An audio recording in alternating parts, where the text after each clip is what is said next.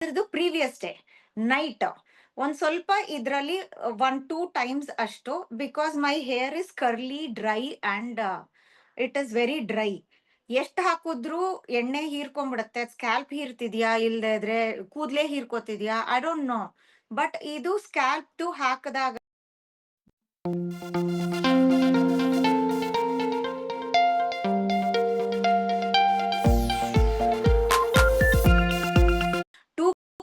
And ತುಂಬಾ ಬುಷಿಯಾಗಿ ಕಾಣುತ್ತೆ.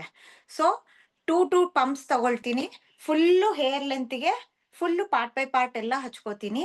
I will not comb the hair but I pleat it again.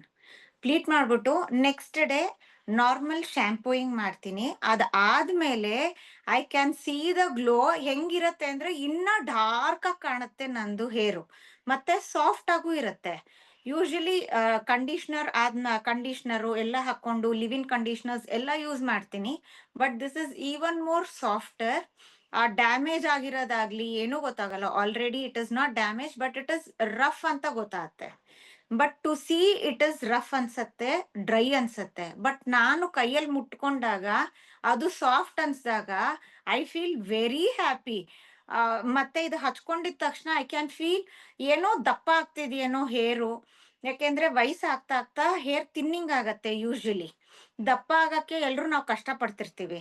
ಒಂದೊಂದ್ಸತಿ ಕೂದ್ಲು ಉದುರ್ದೇ ಇದ್ರೂನು ನಮ್ದು ಹೇರ್ ಥಿನ್ನಿಂಗೇ ಆಗಿರತ್ತೆ. ಬಟ್ ಇದು ಹಚ್ಕೊಂಡ್ಮೇಲೆ ಐ ಕ್ಯಾನ್ ಫೀಲ್ ದ